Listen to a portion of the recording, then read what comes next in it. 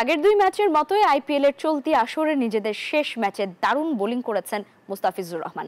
বাংলাদেশের এই বাঁহাতি পেসার একাই শিকার করেছেন ৩ উইকেট, আর তাতেই ভারতের ফ্র্যাঞ্চাইজি ক্রিকেট লিগে সাকিব আল হাসানকে ছাড়িয়ে বাংলাদেশের সফল বোলারও বনে গেছেন তিনি। আইপিএলের ৬৬তম ম্যাচে শনিবার পাঞ্জাব কিংসকে ৬ উইকেটে হারায় মুস্তাফিজের দল দিল্লি ক্যাপিটালস। ওই ম্যাচে ৪ ওভারে ৩৩ রানে ৩ উইকেট নেন মুস্তাফিজ। আইপিএলে এই নিয়ে ৬০ ইনিংসে মুস্তাফিজের উইকেট হলো ৬৫টি। ৭০ ম্যাচে ৬৩ উইকেট নিয়ে এতদিন চূড়ায় ছিলেন সাকিব। এবার সেই রেকর্ড পিছনে ফেলে শীর্ষে উঠে এলেন দাফিজ। তবে দিনটি আরও স্মরণীয় হতে পারত মুস্তাফিজের জন্য। নিজের দ্বিতীয় ওভারে জশ ইংলিশের একটি ফিরতি ক্যাচ নিতে ব্যর্থ হন তিনি। এছাড়া ইনিংসের শেষ বলে ফিল্ডারদের সঙ্গে ভুল বোঝাবুঝিতে ফসকে যায় মার্কাস স্টোয়নিসের ক্যাচও।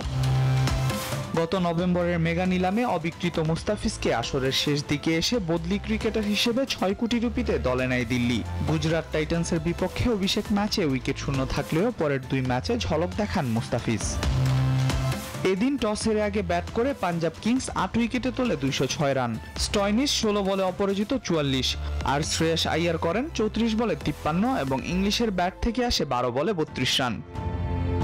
জবাবে ব্যাটারদের দারুণ পারফরম্যান্সে ৩ বল হাতে রেখেই লক্ষ্যে পৌঁছে যায় দিল্লি। জয়ের নায়ক সামির রিজভি অপরাজিত থাকেন ২৫ বলে ৫৮ রানে, আর করুণ নায়ার করেন ২৭ বলে ৪৪ রান।